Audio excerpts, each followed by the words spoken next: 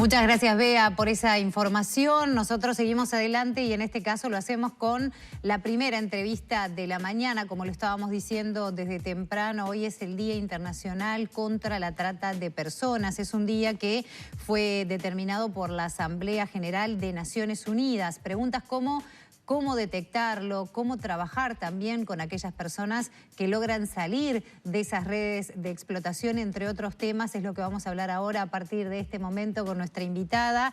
Se trata de Natalia Guidobono, que es socióloga, integrante de la ONG El Paso y que además también es quien está detrás de una investigación muy interesante que se habla sobre la trata específicamente en nuestro país, dueños de personas, personas con dueños. Primero que nada, bienvenida arriba, gente, muchas gracias por venir. Muchísimas gracias por la invitación. Si te parece justamente empezar por eso, ¿cuál es la situación de nuestro país con respecto a esta temática que parece siempre estar rodando el tabú? Es algo de lo que nunca se habla y algo... De lo que se ve poco. Exacto, cuando las niñas no se habla mucho, cuando las mayores saben lo que hacen, hay una cantidad de mitos y de nociones bastante complicadas que no colaboran demasiado, ¿no? Exacto, tal cual lo que tú decís. Nosotros el año pasado, desde la Asociación El Paso, junto con la Unión Europea que nos apoyó, la Universidad de la República, Vos y Vos, un montón de organismos que nos fueron apoyando y mujeres, pudimos elaborar durante un par de años, estuvimos investigando para elaborar una investigación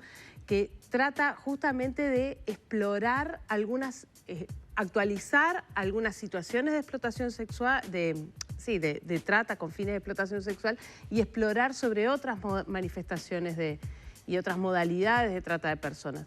La trata de personas es una de las vulneraciones de derechos más importantes, es lo que muchos dicen, bueno, la esclavización humana actual y moderna, la esclavitud moderna, pero tenemos que sacarnos esa idea del mito, lo que tú planteabas, no tiene nada que ver con aquel esclavo africano que se traía a América, que se dejaba en un lugar, que estaba solamente para el trabajo, que perdía todas sus libertades.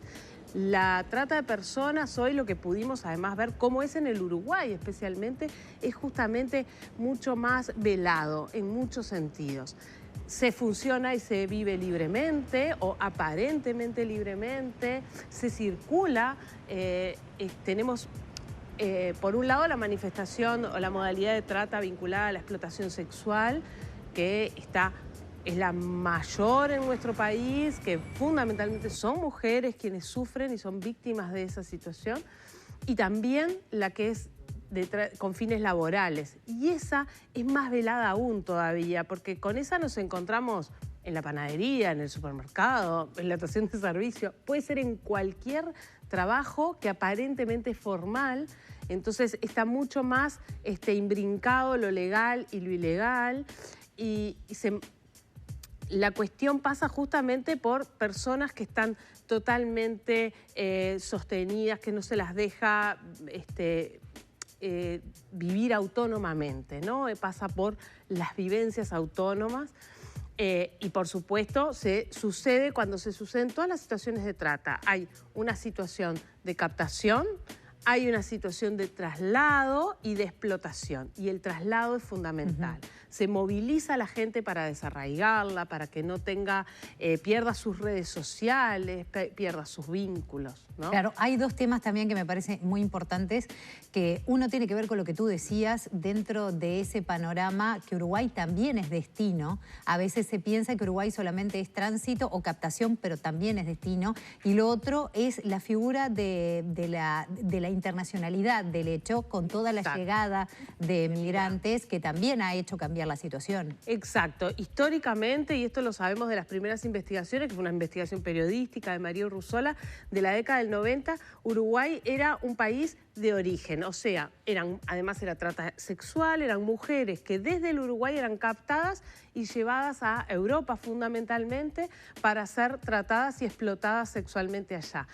En este periodo, y es una de las cosas que pudimos hallar con la investigación que se publicó el año pasado, es que Uruguay está siendo fuertemente un país de destino, o sea, con el proceso migratorio que ha venido en toda América Latina, de las zonas de Caribe hacia el sur también, digamos, vienen muchas personas que o en el trayecto o desde el origen o en el Uruguay, como están en una situación de migración con ciertos elementos de vulneración, terminan en situaciones de trata. Y ahí es donde nos transformamos en un país de destino de la trata de personas. Y así es como a lo largo de los últimos años, desde que está cuantificado, que hemos podido cuantificar desde el año 2011, que hay un servicio de atención, es que hay más de 600 personas detectadas y atendidas. Y cuando decimos detectadas son, primero, personas mayores, personas adultas, casi todas mujeres, como decíamos, y que han sido detectadas. Estos delitos, como la mayoría de las situaciones que son delictivas, hay muchas más que están en un lugar que todavía no se han podido detectar, que se puede multiplicar por 2 o por 3 o por 4 la cantidad de personas. Pero además tenemos todo lo que significa la trata interna, o sea, la captación, la explotación, el traslado y la explotación adentro de nuestro país. Y ahí es donde hace carne en las adolescentes. Y decimos las adolescentes porque fundamentalmente son situaciones de explotación sexual en donde las gurisas, las adolescentes son explotadas sexualmente por personas adultas, pero además son trasladadas y a veces el desarraigo, esto del desarraigo no es solamente de acá a Artigas, también es de acá a Punta del Este, de acá a Atlántida, de acá a Colonia o de la zona norte de Montevideo a la zona a Canelones. ¿Sí? A veces ese trayecto que para quienes circulamos libremente y los adultos es bastante, no pasa nada, es dentro de Montevideo, sale de una zona de Montevideo Oeste a una zona de Montevideo Este, pero es un lugar totalmente desconocido, que no tiene dinero, que desaparecen 2 o 3 días, no se sabe dónde están durante un fin de semana, ¿no? Y en realidad esas son situaciones de trata, son situaciones de sujeción, en donde las gurisas quedan totalmente desprotegidas, hay relatos espantosos en ese sentido, y esto pasa desde las adolescentes a las personas adultas mayores. Natalia, yo estaba hace un rato leyendo una nota que recomiendo, si alguien puede entrar en el portal de Infobae, aparece hoy, de Sonia Sánchez, a propósito de este Día Mundial de la Trata, hablando. Realmente es estremecedor el relato de ella como víctima.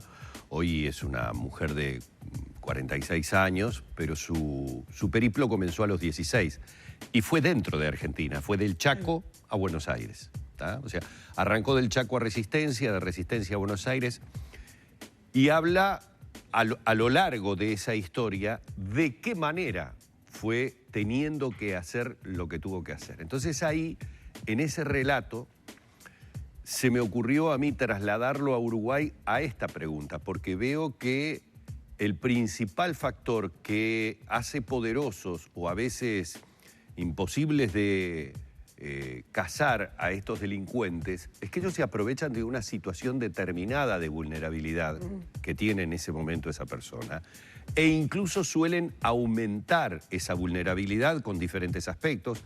En el caso de los viajes al exterior, con la quita de la documentación. En el caso de lo interno, a veces es simplemente cuestiones tan elementales como el tema de la comida, el pasar hambre. O la droga. O la droga. Ayudar a que sea una drogodependencia y se genere ese mecanismo de sujeción. Entonces la pregunta mía viene a propósito de esta pandemia que es mundial. Uruguay tiene y va a tener secuelas de la pandemia, secuelas que tienen que ver en lo económico. Tenemos frente a nosotros un emprendimiento que se dice es la inversión más grande que ha tenido el país en su historia con UPM. Es decir, hay una serie de elementos que deberían analizarse como de enorme riesgo y de peligro para una determinada población que va a quedar muy vulnerable y seguramente sea caldo de cultivo para estos delincuentes. Exacto. 2 cosas. Primero, que cuando vos decís a veces estos delincuentes, a veces es muy difícil determinar quiénes son esos delincuentes, porque no es un delincuente, no es la mafia italiana que tenemos un capo.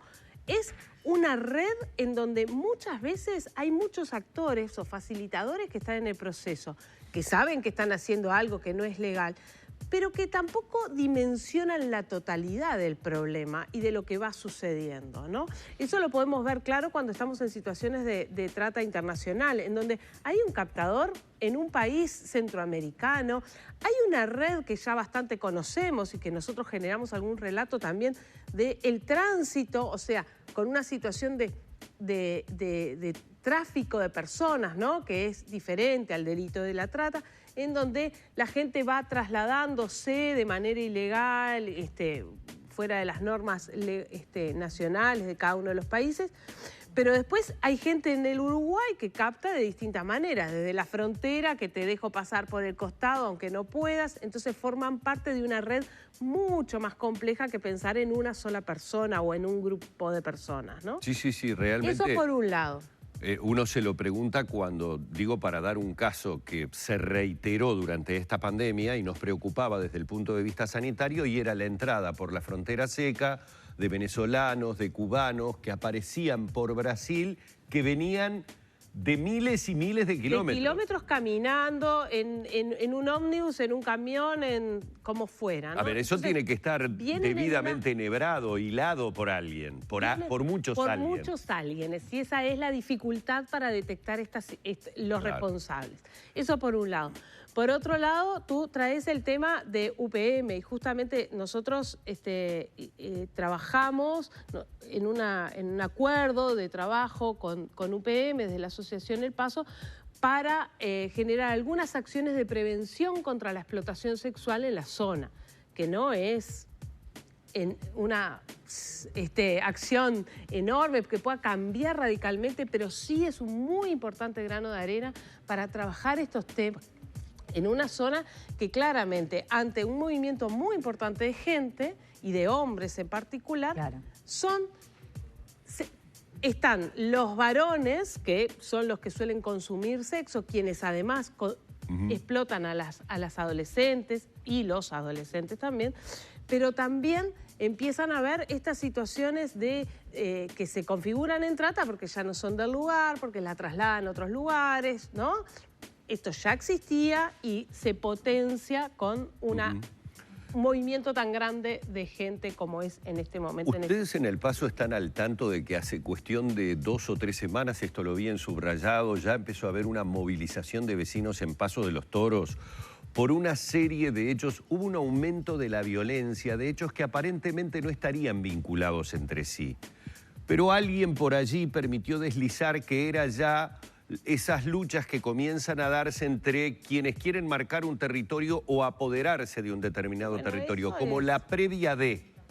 De alguna manera esos son movimientos que se dan en la medida en que explota en cantidad de gente una zona que no, o sea, era mucho más pequeña, con un movimiento muy... Ahora siempre hay gente nueva, siempre hay gente que circulamos, que no somos de la zona, ¿no? Ni de Paso de los Toros, Centenario, ni la zona. Y después lo otro que tú traías, bueno, primero el relato que traes, efectivamente, así como pasa en la Argentina, pasa en el Uruguay. La trata en adolescentes es mucho más frecuente de lo que nos creemos, y la explotación sexual es el paso previo a la trata posteriormente y a la trata internacional. Claro. Porque sacar a una persona menor de edad, a una gurisa menor de edad del país ya es más complejo, excepto por la frontera seca, que salen caminando, vuelven, no vuelven y no se sabe. Justamente me gustaría, no sé si quieres agregar algo más, porque hay algo que me parece importantísimo y es eso que decís, ese velo de silencio que a veces recubre la temática, hace que a uno le parezca algo lejano, pero en realidad hay mucha más exposición al problema de lo que pensamos. Nos puede estar pasando en nuestra propia familia, en alguien muy cercano. Por eso quisiera que no dejes de mencionar a qué debemos estar atentos en nuestro entorno. Está bien lo que planteás. Yo creo que cosas claras que tenemos que estar atentos es, primero, escuchar a los gurises de qué es lo que está pasando y saber escuchar entre líneas, ¿no? A veces claramente uno no salen a decir me está pasando tal cosa tan claramente, un señor me paga para que haga un acto sexual. No es así, pero sí empezar a detectar, por ejemplo, cuando los adolescentes o las adolescentes tienen plata de más, que no forma parte, y eso lo pueden ver mucho, lo ven los educadores, ¿no? Pero ¿cómo si vos no tenías ese celular, cómo salió esto que yo sé que sale muy caro, ¿no? Esos son como algunos indicadores que pueden ser. Otros es, la situación es esto de las desapariciones, le llamamos desapariciones intermitentes, ¿no? Salidas 2 o 3 días en donde no se sabe bien a dónde van, con quién van, qué hacen, no cuentan, siempre hay un elemento de secretismo, ¿no? Ahí ya hay elementos como para empezar a mirar y escuchar más a los gurises, ¿no? Y a las guris. Y también de parte de las autoridades buscar, ¿no? Buscar cuando una mujer desaparece, que a veces se asume que puede ser por propia voluntad, pero no tiene por qué ser tan así. Exacto. Humberto planteaba el tema de la pandemia, y durante la pandemia, además de que se cerró la frontera formalmente, pero siempre pasa, entonces hay un elemento que tuvo que ver con la baja detección.